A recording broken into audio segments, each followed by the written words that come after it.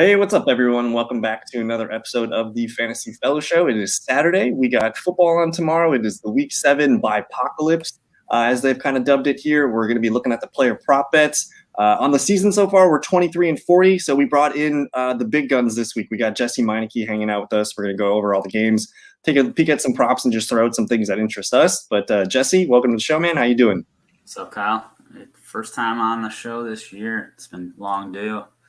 Finally getting settled. Got my old desk set up, so right. And hopefully we'll get some more of these rolling for you guys. I've just been uploading like a quick pace 15-minute video the last few weeks here, but maybe this one will get a little bit more in depth. And then just with 6 teams on bye, we got 13 games here. Maybe not all the games are going to interest us, but we're gonna pour into some of the more interesting games. But let's again, we're using DraftKings Sportsbook here. Did you notice are there any specials this week that caught your eye? I'm not seeing anything crazy. I don't think they're doing like the free bonus per game anymore. They're kind of like they do that to reel people in the beginning, and then once you're hooked, you're hooked. So okay, every week every time the Jets play, there's a Gary V special here. Yeah, get a boost on neither New York Jet nor New England to score 25 plus points here. So I don't know if we care about that one. I'm probably just going to ignore that game. But the Washington football team, Green Bay Packers, this one's at noon tomorrow. This one should have a good amount of points in it. And on the fantasyfellowship.com, I do have some charts and some points here. Basically, I've just been following how many yards and touchdowns and everybody, like all the stats that a defense gives up. And the football team is giving up the most points to quarterbacks right now. They give up the most yards, they give up the most passing touchdowns, and they've also allowed almost 200 rushing yards and 2 touchdowns. So Aaron Rodgers on his side here, let's just look at the QB props real quick. Over 253.5 is interesting. People are hammering the over 1.5. They probably should have put that at 2.5 here. And then we're looking at interceptions. I don't know if I care about, but the passing and the rushing, 262. Going with the flow, I mean, at minus 115, that one does interest me, but we're more into the touchdown bets.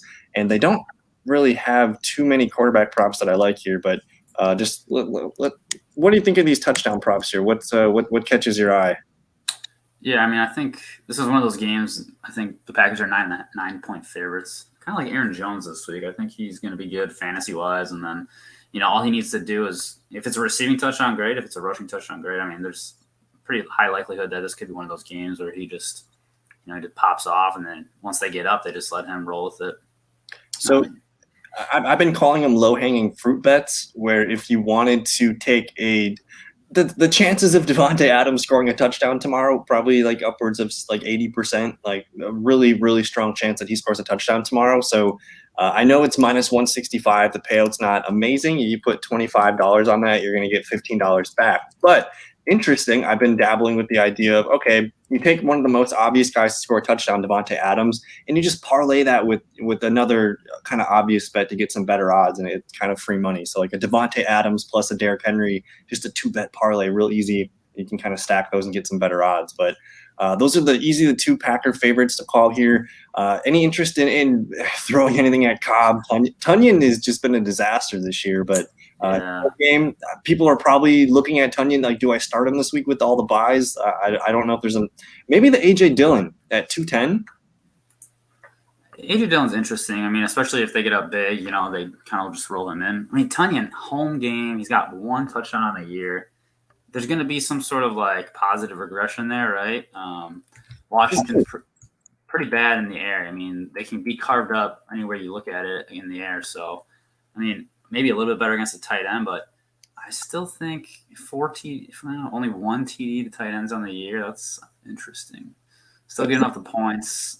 I don't know. I just feel like there's going to be a game where Rodgers is like, all right, Bob, let's get you going. And like, it could be this nice game where they know they're favorites. In terms of like receptions and yards, they're pretty generous here. They just, okay, so look at this. This is what sticks out. We're looking, I filtered it by receiving yards to the tight end. Mm-hmm. And then I'm looking at the touchdowns here. What number does not really, what doesn't fit? It's these ones. So if we're talking about some course correction here, are we going to be surprised if Mercedes Lewis and Robert Tonyan catch a touchdown and this has a 3 next to it next week?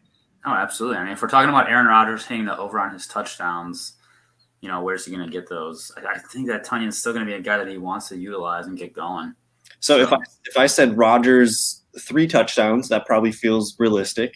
We're going to give one to Devontae. Who gets the other 2? Aaron Jones has been catching a lot of touchdowns. Yeah, right. I mean, it's like it could be Devontae's times 2. It could be Devontae's Jones Tunyon. It's going to be like Adams for sure or no, right? Jones is probably like a 50-50 shot. And then it's like Tunyon, Cobb, Lazard, like who, like, It all feels too risky to probably put a prop bet on, but one of these guys, Cobb, Tunyon, Lazard, one of them are going to score tomorrow. I don't know if I want to bet on it. But I guess on the flip side, as the Packers score points, the football team's going to need to score points. Apparently, Antonio Gibson here at plus 130, J.D. McKissic plus 130, and then Terry McLaurin's down here at plus 175. That one actually feels like the best odds to score tomorrow. So I don't mind a Terry McLaurin at plus 175. But the one that probably will happen is Ricky Seals-Jones, who's been filling in really, really well for Logan Thomas. So how do you feel about these Washington bets? Yeah, Terry down at 175 when I saw Tunyon first, and then I immediately looked one below and I said, oh, Terry, 175? I mean, the guy definitely scores touchdowns. He's used in the red zone too. It's not just like deep 30-yard touchdowns for him. And, I mean, Packers have been okay, but not great against receivers. Is Jair still out? Jair, we really don't know what's going on with him. He's on IR for the foreseeable future, whether it's 2 more games or 5 more games. There's really been no news. And I'm not sure about Kevin King, but that actually might be a good thing if Kevin King's in the lineup for Terry McLaurin. So realistically, if you're looking at the Packers defense, McLaurin's probably going to drop coverage from the rookie Eric Stokes, who's really fast, but he's still not technically foolproof. So McLaurin, who is a really smart technician with his routes, I could see him getting by him a little bit. And then just for over-the-top health, Darnell Savage, I don't know if he's going to play yet in this one. So there could be some secondary issues for Green Bay tomorrow. Overall, for wide receivers, they've allowed 7 touchdowns, which is a good amount. That's at least 1 per game. And so if they're allowing 1 receiving touchdown to a receiver per game, what other receiver besides Terry McLaurin is going to Terry. I think I like that Terry 175. I mean, I like to bet on good players for one, and then a good player in a situation where that the Washington offense is going to have to put some points up. And talking about just like someone who's due, McLaurin's kind of had 2 down games the last couple of weeks. Is that right? Yep. So he's a guy that it's not going to surprise me if he goes for 7 and 120 and a touchdown tomorrow, again, as they're playing catch up. But then I think it was just maybe one bad game. And it's been 2 in a row. I mean, 4 for 46 and 4 for 28 after, a 6 for 123 with 2 touchdowns. So, I mean, it's in his range of outcomes that he can pop. And then I guess on the Ricky Seals-Jones frontier, the Packers have given up 33 catches, 300 yards, and 3 touchdowns to the tight ends. I think 2 of those came in week 1, so they've been better against the tight end than we're seeing. But Ricky Seals-Jones, he plays 100% of the snaps with Logan Thomas out, and he's kind of the clear number 2 passing weapon. So I think I can't remember what his odds were at 275. Like if the football team scores touchdowns, these are the guys I'm probably looking at. I really don't know if I trust Antonio Gibson to be a useful player tomorrow. That one doesn't feel good. Maybe J.D. McKissic, though, as a pass weapon. But at plus 130, I'm taking McLaurin over that instead. So I think for this game, those are probably these 4 names that I have on the screen right now. Those are probably our favorite touchdown bets. Yeah, absolutely. I would agree with that all around. And then just to look at the rushing yards and everything here. Aaron Jones, I have him at 67.5. A.J. Dillon, 41.5. Antonio Gibson, 48.5. And then they got Taylor Heineke. I don't know why they have – where's J.D. McKissic? That's interesting. And then receiving numbers real quick. Aaron Jones, 23.5. Humphreys, whatever. A.J. Dillon, only 9.5. Lazard, 31.5. There's Antonio Gibson at 9.5. Devontae Adams up high at 97.5. Diami Brown, 27.5. Ricky Seals-Jones, only 38 for Ricky Seals-Jones. 38.5 feels low. And then Terry McLaurin down here at 68.5. Anything sticking out to you here? Man, I mean, I definitely like Terry's spot for a bounce back, but 68.5 seems like, there's definitely like a 66-yard 5 on 66 with a touchdown in his range. It's still a good game for fantasy, but not really what you're looking for if you're trying to get that prop. So one of my favorite resources is FF Today. If you just click on the stats tab and you roll down a little bit, you're going to see fantasy points allowed to the positions. I'm going to click into receiver, and what I can do here is going up, I want to look and see what receivers have done against Green Bay. So you click on this, and then you get all the results from this year against Green Bay. So I'm just curious, how many receivers? Oh, I can't filter that. Interesting. Let me see what's going on here. All right, that one worked. I just want to know how many receivers have gone over 69 yards. So James Washington hit 69. You got Deontay Harris with 72, Deontay Johnson 92, and Jamar Chase 159. So only 4 receivers have hit 69 yards, but Terry McLaurin's probably one of those guys that could do it. I don't know if does this number scare you a little bit more now that we're looking at only 4 receivers have done it, I guess, in 6 games? Yeah, I mean, they're definitely limiting the wide receivers as far as a yardage standpoint. I mean, only 7 touchdowns on the year. I mean, they're holding. So yeah, I don't know. I mean, maybe that makes me think like maybe Ricky Seals is the guy. Maybe he's that's such a low number for Ricky. And I just, out of curiosity, what has Ricky Seals done the last couple games? So he hit 58 and 41. Why are they putting? So that's the yardage bet. We're gonna take Ricky Seals-Jones over 38.5. That's the one that sticks out. I don't really care about betting on receptions or rushing receiving totals. Maybe Aaron Jones, but again, Washington, at least their front 4 and their D line, that makes me nervous about his rushing totals. But we've spent enough time on this game. Let's hop into probably our as far as the best games of the week. Chiefs Titans. Probably one of the best games, and then we'll get into the Bengals-Ravens probably next. But this game has got a 57.5 total implied here. Do you care about betting on the spread, total, money line? Any of these numbers look juicy to you? Yeah, nothing crazy. I mean, it's at Tennessee. Chiefs are slightly favored. Would I be surprised if Titans came out and won this game the way the Chiefs are playing? No. So if you feel spicy, 175 for a Titans win, after coming off a nice one, isn't the worst. But yeah, probably stick to some of these props here so you can get our hands on the action. So Derrick Henry minus 225 to score. Just out of curiosity, if you were to just take this bet, you put $25. How many free monies do you get? You get a free $11.11. But maybe that's something that you parlay with Devontae Adams touchdown, and you just get a little bit better odds on it that way. But Henry probably going to score a touchdown tomorrow, so we'll throw that out there. But is it a Kelsey game or is it a Tyreek game? Because every time I try to select it, it's like Charlie Brown, Lucy with the football, and I'm wrong. So Kelsey or Tyreek Hill, which one are you feeling? Yeah, I mean, it's like you said, it's like do you bet both and maybe both score and you double up, or do you hit one and then you slightly lose because the other doesn't hit? With them both being minus 150, you're expecting hits on both those guys against the Titans defense that's not been very good. Mm-hmm. So, I mean, if you're giving me one, I don't know, it just feels like it's every other week kind of thing. So probably Kelsey this week. So out of curiosity, I just want to see the Titans have allowed just 2 touchdowns to tight end so far, but it's Travis Kelsey, so that number's going to be a little bit different. And then as far as receivers, the Titans have allowed 10 touchdowns to just wide receivers this year. 98 catches, 1,418 yards. They've given up the most receiving yards to wide receivers this year. So that's going to make me lean Tyreek Hill, I think. Just the numbers are hard to ignore.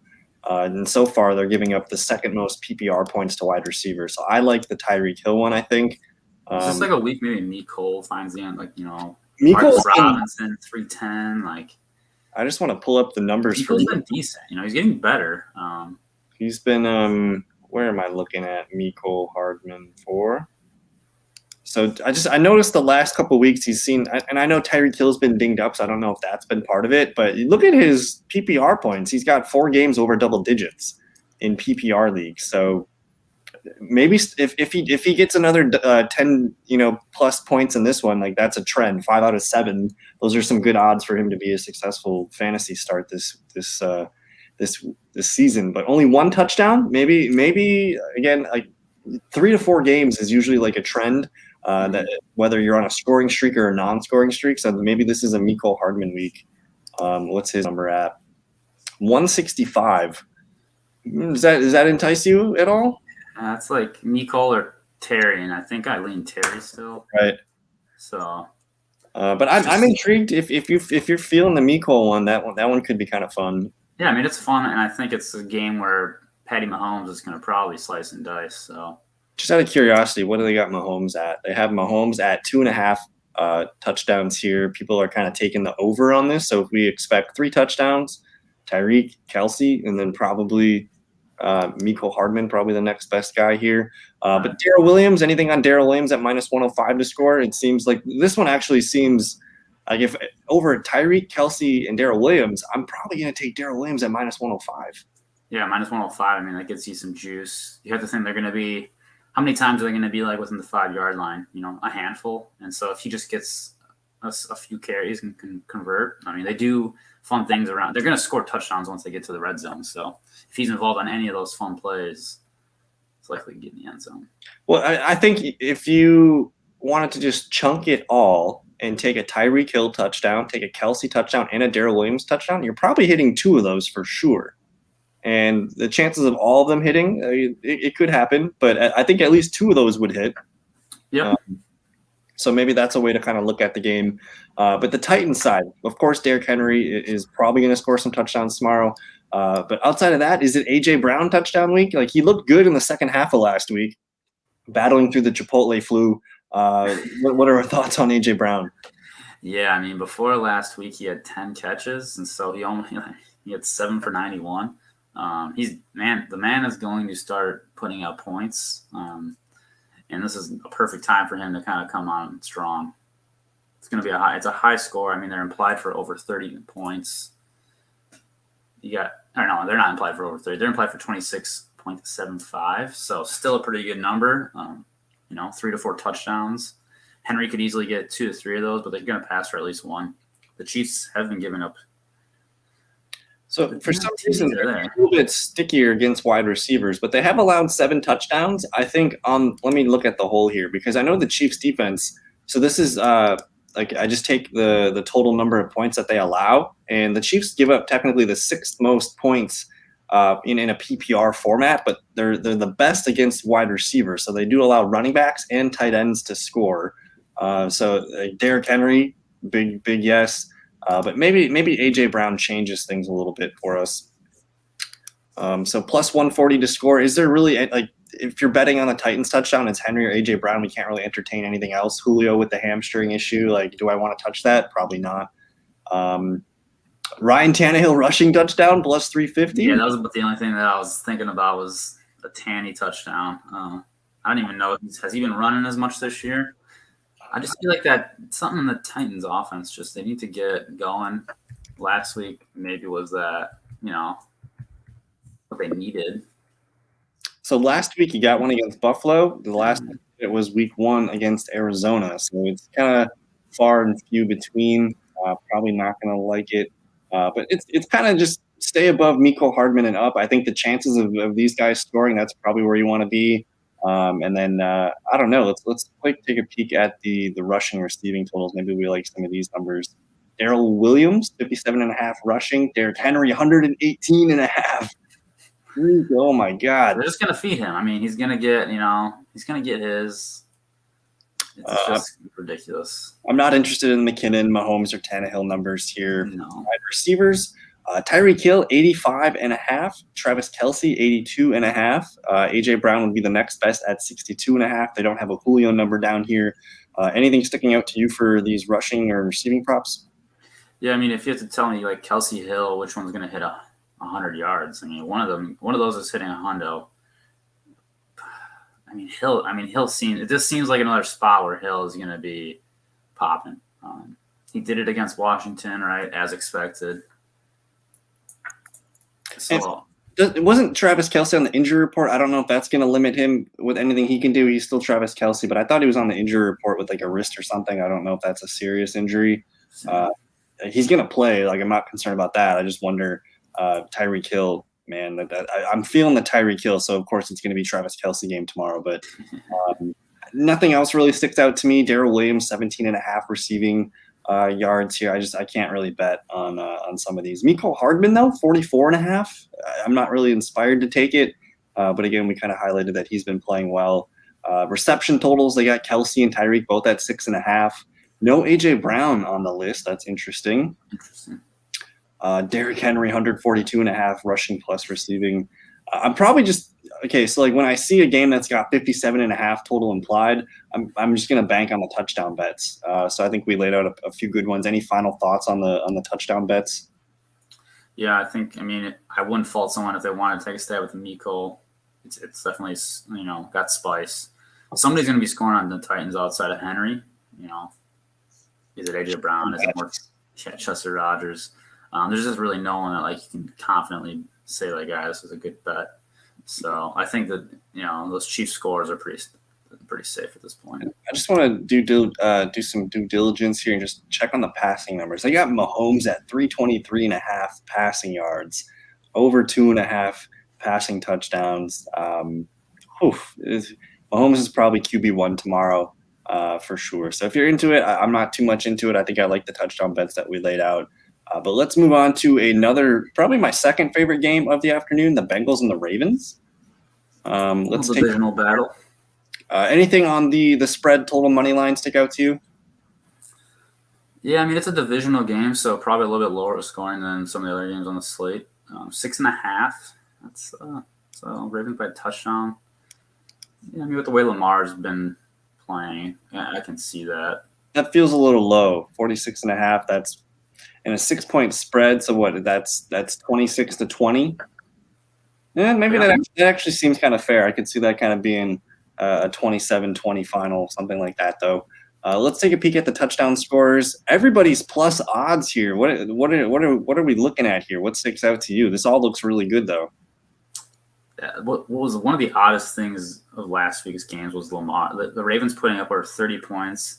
Lamar didn't really get a piece of any of that.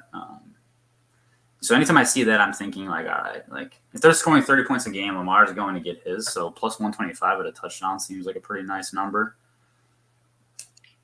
Maybe before we look at this, let's go look and see what the defenses have been allowing for the quarterbacks.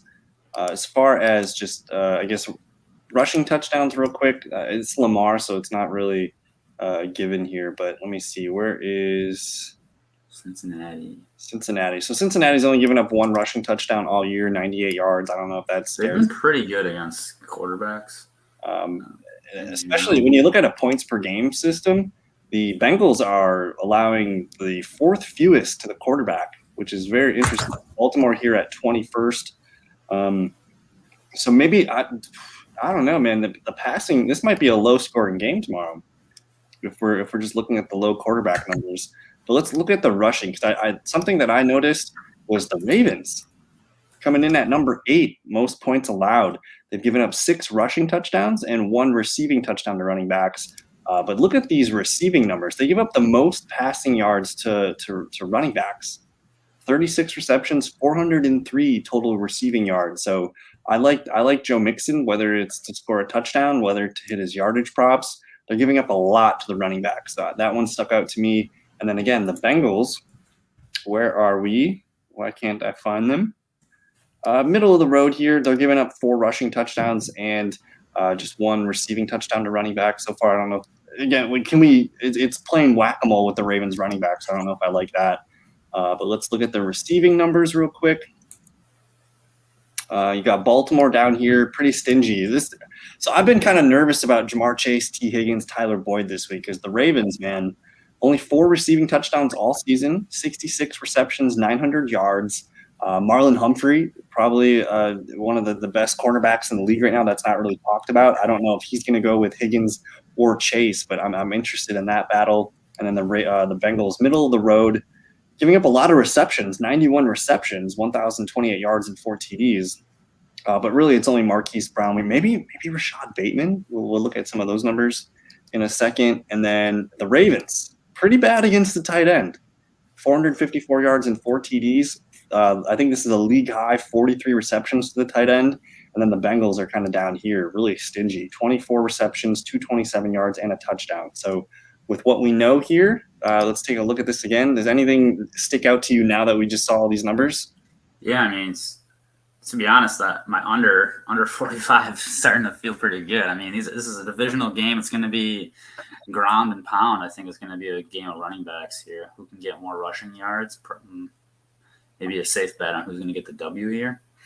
So again, I think the Joe Mixon at 140 looks pretty good. I mean, I know they used Chris Evans last week, but I mean, that was more of a. I feel like I don't know how predictable that would have been. I think that might have just been he was open on the route and they just hit him on the snap that he was in there for. Yeah, exactly. I don't think it was specifically a snap number. I don't think they're going to try and get him any more than he's been getting. Mixon was still good in that game, so. But these Bengals receivers, Jamar Chase, Higgins, Tyler Boyd, we're probably just going to stay away from this? Yeah, I mean, Boyd's been very underwhelming. He's kind of been the one who's taken the back seat with Chase coming to town. I mean, yeah, Chase, he gets long touchdowns, but it's hard to really say, this is a week where, if Humphrey chooses to be on him, then it's going to be, putting the rookie in his place kind of moment. I actually, again, to me, it's always a T. Higgins week. No matter what day of the week it is, it's always a T. Higgins week. So, I could see if you told me Marlon Humphrey is going to draw Jamar Chase most of the day, T. Higgins is probably going to be targeted frequently in that game. So I'm interested in Higgins. I just don't know if I feel comfortable putting a prop bet on him. But then Marquise Brown, Mark Andrews, again, so this is like Tyreek Hill, Travis Kelce, just a different animal and they're purple. But Brown versus Mark Andrews, do we like any of those numbers? Plus 140 for Brown, plus 150 for Andrews. Andrews has been hot lately too. So what are your thoughts there? Yeah, Andrews is the hot card. I mean, they've been good against the tight end, but if Mark's doing his thing like he's been doing, we're looking for third week in a row of him scoring a touchdown, right? He's got back-to-back, so I would not be surprised to see Mark Andrews find the end zone again. So let's take a quick look at these quarterback props here. Just the nature of this game makes me really nervous. I mean, people are kind of liking the over for Joe Burrow on 1.5 touchdowns. I don't know how good I feel about that. But passing, nothing really. I can't really bite on any of these numbers. No, nothing. Run it to the receiving and rushing. Anything sticking out here for you? Jamar Chase 70.5, Andrews 60.5. Those are the highest two guys on the day. T. Higgins only 55.5. That one's kind of interesting. I mean, Uzoma at 20.5 is kind of intriguing if they're going to use him as that kind of middle of the field guy this week, maybe, I got one for you. Joe Mixon only needs 80 yards tomorrow, receiving and rushing. And we just saw that the Ravens have given up over 800 yards in 6 games to running backs. I think I like that. So again, that's 423 rushing yards. Oh, that's the Bengals number. My bad. The Ravens, 414 rushing yards and 403 receiving yards just to the running back. So we're talking an insane amount of yards total here to the RB, and Mixon only needs 80. Like that one to me is probably the most one that stuck out so far for this game. But Uzama 20.5. The Ravens are so bad against the tight end. I think I like where your head's at for that one. Anything else on this? It kind of feels like a mixing game. I mean, if one guy's going to stand out this week, Lamar obviously is always in play. And on the Bengals side, I think Mixon's the guy that they're going to have to utilize really well if they're going to want to compete in this game. Yeah. So, again, back to the rushing. I think rushing wins this week.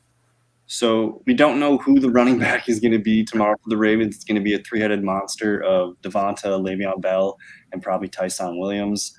60.5 rushing yards for Lamar Jackson. That just feels too high for me to trust. If it was 40.5, maybe I'd be interested, but that just seems way too high for me.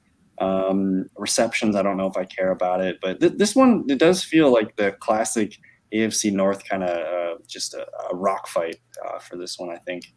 But is there, I guess, as I'm kind of flipping through here, is there another game that caught your eye? Should we look at the Rams? The Rams are going to have a ton of touchdown odds for us to probably bet into. Let's just take a peek. Yeah, let's do it. And this game's going to be ugly. Like, it's going to be pretty much what the Giants-Rams game was last week.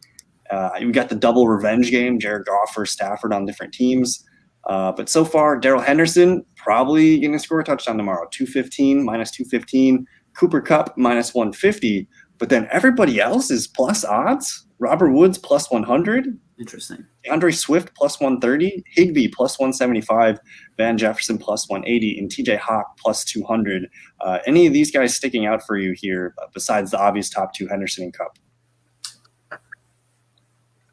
Yeah, I want to look at the numbers, but I feel like DeAndre Swift's been playing really good at football. And plus 130 is a pretty good odds for a guy he is the only running back in town that matters. So when it comes down to it, he's going to be the one getting those high touch carries. So he is RB7 on the season. He's got 4 touchdowns total. He's gotten a touchdown in each of the last 2 games. So both rushing touchdowns too. So technically he's due for a receiving touchdown. He hasn't gotten one of those since week 1. So I could see some bright spots there. So I would agree. I mean, with the Lions too, if anyone's going to score, it's going to be on DeAndre Swift. So I'm comfortable with that. But outside of Kupp and Henderson, like is it Robert Woods week? Like, I don't know. Is it Tyler Higbee game? Like, these guys haven't really shown us consistency this year. So maybe you just lean into the Cooper Kupp at minus 150.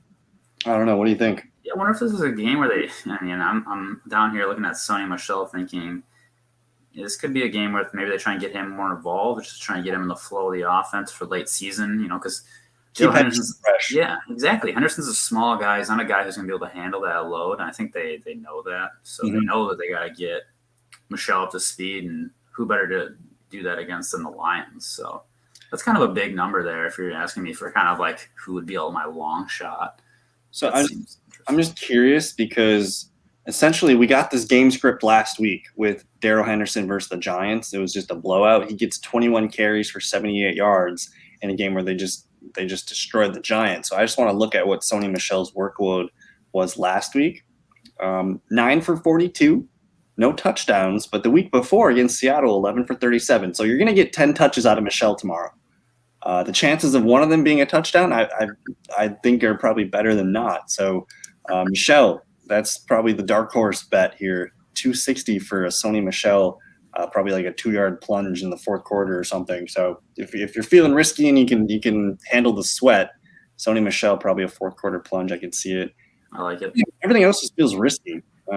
Yeah, I mean, Robert Woods at even odds, he can, it could be like a weird end around. Sure. 12-yard touchdown scamper. We're gonna see it. We're gonna see it tomorrow. Robert Woods on the end around.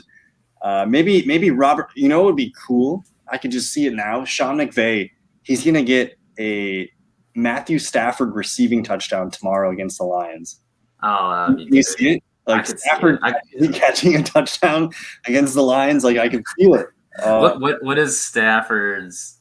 No, I mean, there's no way they're gonna do it. But what's his touchdown odds? It's probably it's gonna be over 450. Yeah, for him to sneak one in, or for him to Stafford on the end around. They split him out wide and they go something fun. I could see it, but we're just kind of talking out our asses. But Robert Woods end around is definitely in play, though. I don't think he's hit on. Has he scored a rushing touchdown this year yet? I don't. He does. So. He does it twice a year. Yeah, he gets them. It's clockwork. So what do we got here? No rushing touchdowns this week or this year yet. Look at 2020. I mean, he had at least 2. Did he have a third? 2 of them. 2019, 1. So he's gonna get one. It's coming. It's coming. So maybe the Robert Woods is a good call. Plus 100. He did catch the touchdown last week, but sometimes it's so weird with Kupp and Woods. It's feast or famine. Like Woods gets 4 targets or he gets 14. So that's clearly the third favorite guy here. But anything on the rushing, we're looking at the rushing and the receiving numbers here. Robert Woods only 63.5, Cooper Kupp 94.5. Those are probably the only guys I'm comfortable betting on for yardage totals. Sony Michel 26.5. Is that the bet? Yeah, it feels like the one. If we're going to take one. And people are into that 3.5 for Daryl. That seems, it seems reasonable. But, yeah, again, a game where if they're up 3 scores, why are they not trying to get Sony Michel up to speed, preserving Henderson as much as they can? And I'm not probably super excited about the reception totals. They got Cooper Kupp at 7.5. People are betting the under on that one, actually. Robert Woods, people are taking the under 5.5. Then you got DeAndre Swift here at 90.5 total yards. Henderson at 107.5. Sony Michel, 32.5 total yards. So I think, okay, so he's not going to be a heavy targeted guy in that offense, but the 32.5 is interesting, and it's minus 115 compared to the minus 120 for his rushing. So, people are taking the over on this rushing attempts for Sony, 6.5. Yeah, absolutely. This is free money if I've ever seen it. Surprised they don't have Henderson in here. Yeah, they have the backups. Interesting. Could be interesting. Jamal Williams. What's his numbers? What are his yards looking like? He's been kind of phased out lately. Yeah, he kind of has. I know he wasn't healthy, like the healthiest, but he definitely has not been trending in the right direction. Only 4 carries last week after getting 12, 14, and 13. So this one's alarming. I think that's a massive drop off from what he's been doing. In a loss too, you'd think. And he's what? 7.5?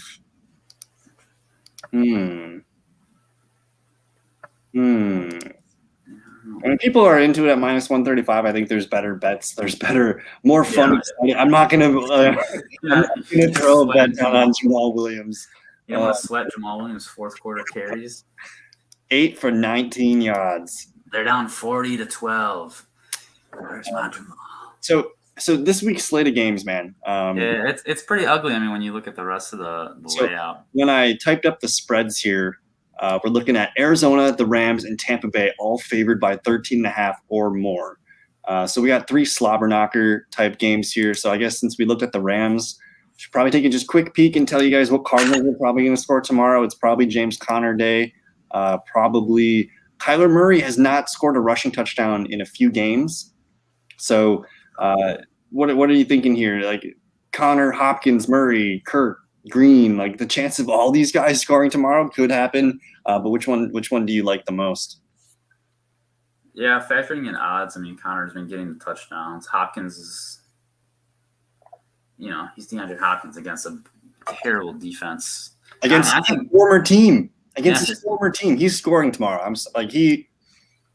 They're going to make him score a touchdown whether something happens or not. Like, he will get his touchdown. We're going to probably lock that one on the website too. Hopkins minus 125 to score if you're cool with it. Yeah, he's going. Yeah, I like it. That one feels pretty good. But Connor, interesting. Like Chase Edmonds has been having a shoulder thing. He's been questionable the last couple of weeks. He's been limited at practice. And last week you saw James Conner just take over, and he ended up with like 16 carries compared to Chase Edmonds like 4. So Connor is probably one of the safest bets to score in this game. That's why he's at minus 140. But Murray rushing touchdown, like let me just look and see when the last rushing touchdown he's had, because he's been kind of quiet lately. It's been a while. And my Freudian slip, I clicked on running backs when I went to go look for Kyler Murray. He's got 3 of them. So 3 rushing touchdowns, but he's been over 3 the last 3 weeks. He's probably due for a rushing touchdown. We're due here. We're due. So we're going to give the seal of approval on all the top 3 guys here. I like the Murray 105. That's a good play. Christian Kirk, AJ Green, do we feel it? Probably not. We'll just move on. Yeah, Kirk's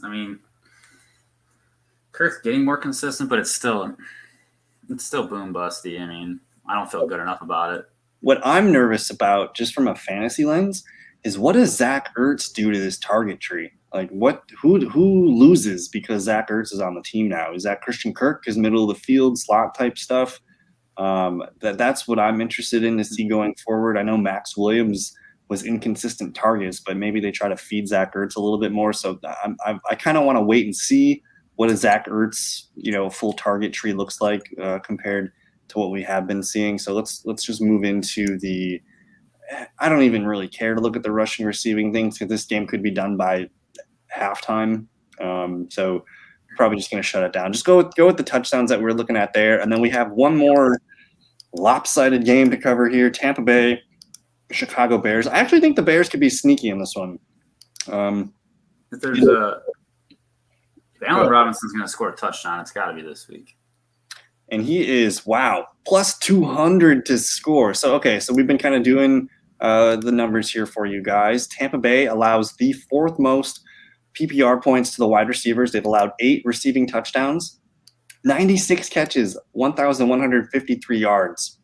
So this is a game where Tampa Bay is going to score points. Chicago is going to – I actually think this is probably one of the best games for Matt Nagy, the Bears, because they're going to have no choice but to unleash Fields in the passing game. This might be the one thing where if they can take anything away from this game, whatever the tape says after this game, they're going to find passing plays and things that worked that they can actually grow from. So it's going to probably be a pretty disappointing outcome, but I think this could actually be a big game where the Bears take away some really good information.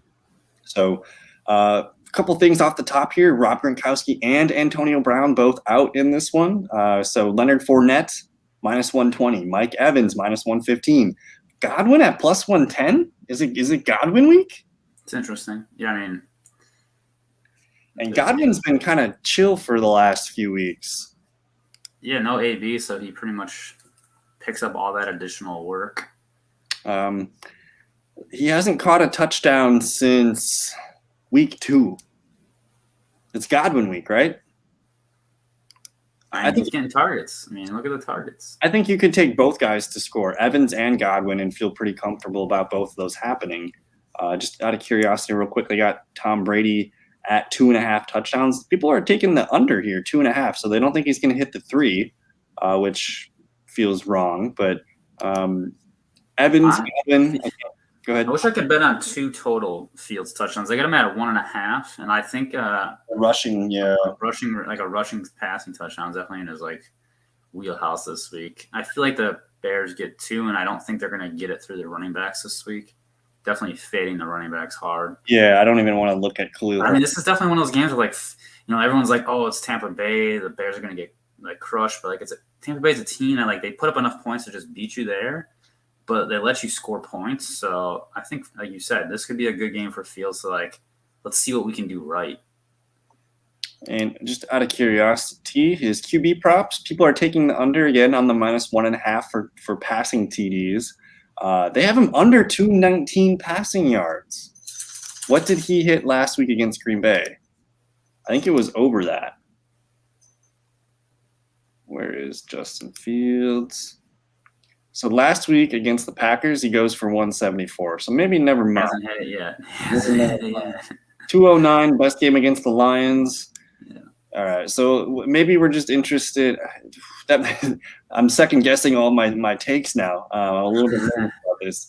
Well, hey, I mean, look, this is one of those games, like you said, I think it's a game where people may be a little bit more surprised than what they have seen from this Bears offense. So you definitely have to take a small leap of faith on that to get there. But okay, so Bears receiving: Robinson, Mooney, Kmet. Those are the guys that we know are catching the ball. I actually, just watching the Packers-Bears last week, I was impressed with Cole Kmet. And he is plus 330 to score. He hasn't scored a touchdown this season. So that one's kind of fun if you're feeling something spicy. He did play well. I think he had 4 catches for 49 yards or something last week. So I'm kind of intrigued there. But Darnell Mooney got the touchdown last week. It's got to one of these days. It's going to be Allen Robinson day. So at plus 200, why not? Even if you want to just do a little bit. What's Kmet's odds at, or yardage? What's his yardage number at? So I think he's a guy that might regularly start getting over that 40 mark. 31.5. And I just want to look at what he's been doing lately. Yeah, I mean, he definitely had a lull. I believe the Packer game was his best output of the year. 4 for 49. He had 5 for 42 week 1. But the 5 targets, and I believe Jimmy Graham's completely out. Jimmy Graham's not even a factor, but that just means Cole Kmet is going to stay on the field pretty much almost 100% of the time.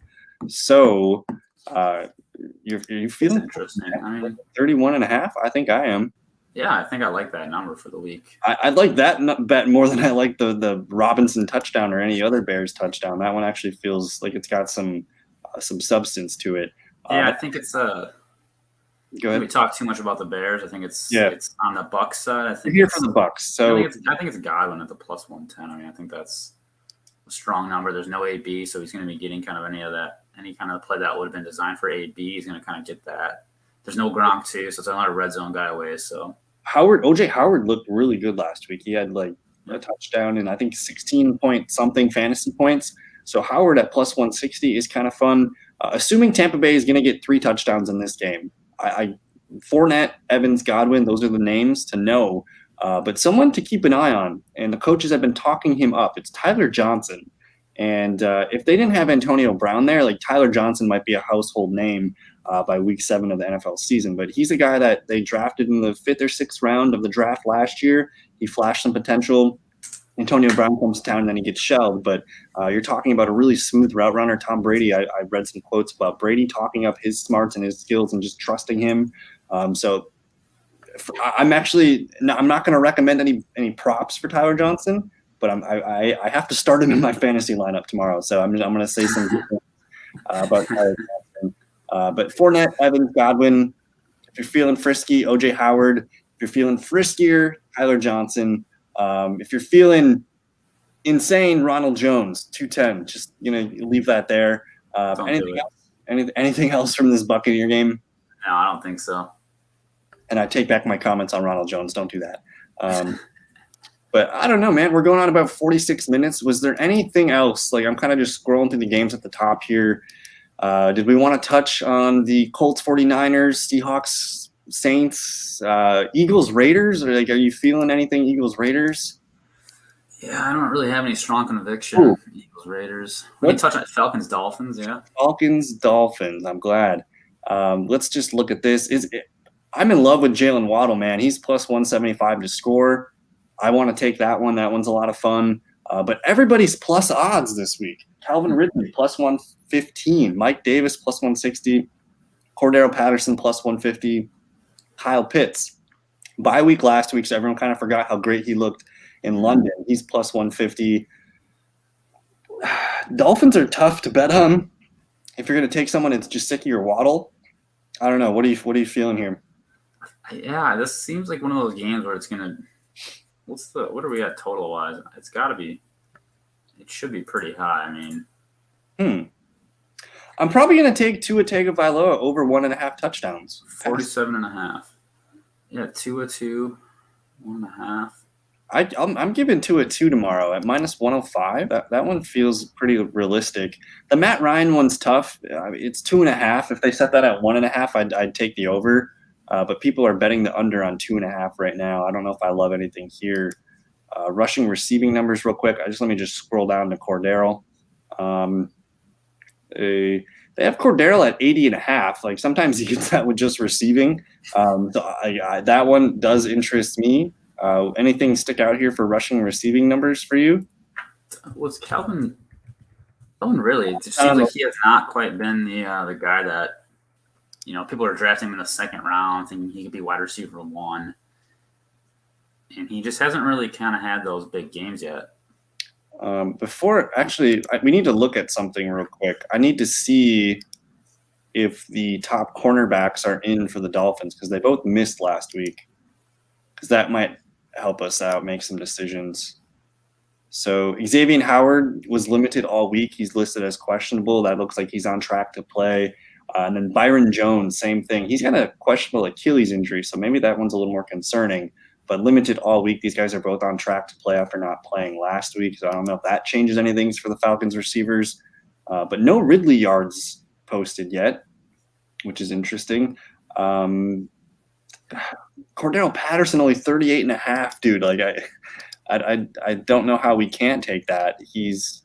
I guess he's only receiving numbers. He's got 60, 82, 82, and 58. How do we not take the Cordell Patterson receiving overs? What's it at right now? They posted it at 38.5. I mean, that seems pretty good. And he's hit it 4 out of 5 games. Right. Yeah, I mean, one of those games was no Ridley, but even still, but 58 was the low. 58 and 60 are the low, and they're giving us a weak number of 38.5. Seems like a nice number. Like, did they forget that he's good again this year? Like that one. He's back, man. I mean, he's not even back. I think he's just like finally like getting the utilization. Right. Yeah. Nobody really gave him that Percy Harvin shot until his 30-year-old season. But man, he's never had more than 500 yards receiving in a season. Never had more than 240 rushing yards in a season, and he's already on track to beat that in a couple weeks. So I like the Cordell 38.5. That one sticks out. I like that as well. Kyle Pitts 48.5 seems kind of fun. Let me just double check and see what the Dolphins, man. When you go to the overall fantasy points allowed, the Dolphins are number 2 in points allowed. They allow running back points, receiver points. So this one should interest us. As far as tight ends go, the Dolphins they've allowed 3 touchdowns to the tight ends on the year. So this could be a nice Kyle Pitts week. As far as receiving numbers, they've allowed 8 touchdowns to wide receivers, 90 catches and 1,260 yards. So they're pretty generous to the receivers, and they are the second worst team against the running back. So it's Cordell Patterson week, dude. 7 rushing touchdowns, 2 receiving touchdowns to running back. I'm feeling Cordell Patterson vibes here. Let's just double check. A touchdown too, baby. Plus 150 seems kind of nice. Plus 150. That I think I'm going to put that one on the site. Plus 150 sticks out to me. Again, if the Dolphins are going to score, who is it? Yeah, I mean, it's like it's hard to trust Gaskin. It's hard to trust Gesicki. Doesn't Waddle's not because kind of the guy, and I don't know. It's hard to trust too because we really haven't seen Tua with the Miami offense like revving, except last week was pretty fun. And Gesicki's only got 1 touchdown on the season, so that feels a little he's not much of a TD guy. I don't know. Feels kind of like a tease. It just seems like every time we're like, oh, Gesicki's back, and then next week it's no, he's not. But Waddle leads this team in touchdowns, I think, with 3 receiving touchdowns. 13 targets last week, 10 catches, 70 yards, 2 TDs. It's clear Tua loves him, but I don't love it. I love the Cordell Patterson one though. That one does stick out. Maybe the Tua rushing touchdown plus 270. That one's pretty low here. I don't know, man. Any final thoughts on Dolphins Falcons, which should be a high scoring game? I think both defenses are giving up a lot of points here. This one's at 48 total. But any final thoughts here? Yeah, I don't have strong conviction on the touchdowns, except I think Cordell, like you said, he could definitely have himself another great week here. And I'm just looking at any other game, like Panthers Giants. Do I want to click into it? Probably not. Jets Patriots. Let me just look and see what a Damien Harris touchdown is. Minus 110 for a Damien Harris touchdown? Are we buying? It's another guy who he doesn't score that much, does he? Well, the Jets and the Dolphins, or the Jets and the Patriots already played each other. I think it was week 2. And Damien Harris did score a touchdown in that game. 62 rushing yards, 1 TD. He scored touchdowns in the last 2 games. 14 carries, 18 carries. It feels good. It's not a sexy touchdown pick at all, but it does feel good. Hunter Henry, he scored 3 touchdowns in a row, 1 in each of the last 3 games. So he's plus 175. That one feels interesting. But I'm probably going to put Harris on a touchdown prop to consider list, just because if anyone's going to score in this game, it's probably him. So just doing our due diligence. I think too the Patriots they don't have that identity yet. They need a big win at home. It's a division game against the Jets. I mean, they're going to be thirsty. What's the Patriots defensive touchdown plus 380? I wish that was a little higher because I would be liking that. I mean, I think this is a game where I think the Patriots defense could just kind of be all over Wilson. Well, since we're talking about that, let's look at defensive special teams props here. We love rookie quarterbacks going into Foxborough. Oh, they don't have any sacks? Interesting. No sack props? All right. Stats? All right. Let me just click into the Panthers Giants real quick, and we'll see who we like to score in this game. Pretty low scoring, ugly game. Chuba minus 105. DJ Moore plus 100. The Giants. If someone's going to score for the Giants, it's probably Devontae Booker. He didn't score last week. When the week before he scored 2 touchdowns. Plus 150 for Booker. I can see that happening. But as far as the Panthers go, like, why do the Panthers feel so gross? McCaffrey. I mean, it's they just literally put 3 guys on DJ Moore and nobody else can do anything. Robbie Anderson's getting pounded with looks and he just can't convert. He's catching under 50% of his balls that are catchable. It's like he just kind of forgot. He can run and beat people with his routes. He's kind of forgotten how to like play the receiver role a little bit here. But if he can get going, it would definitely kind of put this offense in a different gear. Yep. You know, he just hasn't been able to do it yet. If you're going to take anything in this game, I like the Booker touchdown call, but I guess Chuba probably makes the most sense for me. Sam Darnold rushing plus 200, whatever. But we've already spent too much time on this game. It's a gross game. Like you said, it's a gross week kind of just across the board.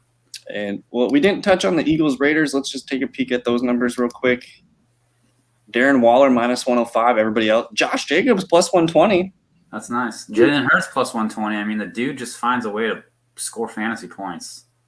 I'm interested in Hurts and Jacobs. I think those numbers make sense to me. Yeah, plus 120. I mean, that's one of those bets where you put 10 on each, or you put whatever. You put the same money on each, and one of them scores, and you profit a little bit. You win, yeah. So if they both score, then confetti. I'm just curious. I want to set that up real quick. So say you just put a $20 bet on Jacobs' score, that's going to pay you $24, which already pays for the Jalen Hurts bet itself. If one of these bets hit, I guess you make only $4, but it's a foolproof bet because the chances of both these happening probably pretty good. So if you want to take a kind of a risk-free approach, I have a name for you. So just because we didn't really talk much about Zach Ertz leaving Philadelphia. Hurts averaged about 9 targets per game to the tight end. Goddard's not going to get 9 targets per game. That's probably going to be somewhere down to 5 or 6, which frees up 2 to 4 more targets for the Eagles offense. Who gets those targets? Devonta, sure, tack on 1 or more for Devonta Smith. The next guy, I think, is Quez Watkins. Like, Quez Watkins might be a fantasy guy. He's kind of their slot receiver for us. I'm actually interested in adding Quez Watkins to, like, the end of my bench. Especially just this first look without Zach Ertz and Goddard, like just a one tight end set. Watkins he's plus 380 to score. It's a long shot, but he's looked like the second best receiver on that team. So he's a guy that I expect his role just to grow by maybe 1 or 2 more targets per game. And if you remember the preseason, he had a couple big plays. Yeah, he was the preseason darling. I mean, one of those guys that looked good. So I just out of my own curiosity, only 40.5 yards for Watkins. People are betting it. They like it. So, they're taking the over on 2.5 receptions. They like it. Quez 380 to score. I think you're onto something. I like the Quez. It's the process of someone leaving, more opportunity opening up. It's not all going to go to Dallas Goedert. I think that's foolproof or fool thinking. But I like some of the options there. Any final thoughts on this crazy bipocalypse Week 7 afternoon? Yeah, I mean, this is an interesting week to spotlight some of those like guys who are sitting out there on your waiver wires. You know, someone's gonna hit. You know, it could be the Quez. You're digging deep this week. You're trying to find the plays. You know, so it's a good week to do props because like your fantasy team might just kind of be decimated. So maybe you get to learn some of these new names out there. So we'll put our heads together, and I think we're gonna go with our top 5 bets for the week here. There'll be a list of bets to consider that won't count towards our record, but we'll put our favorite 5 on the list. Check out thefantasyfellowship.com. And I don't know, man. Thanks for hanging out, Jesse. Thank you guys for watching the show. We'll see you in the next one. Have a good one. Peace.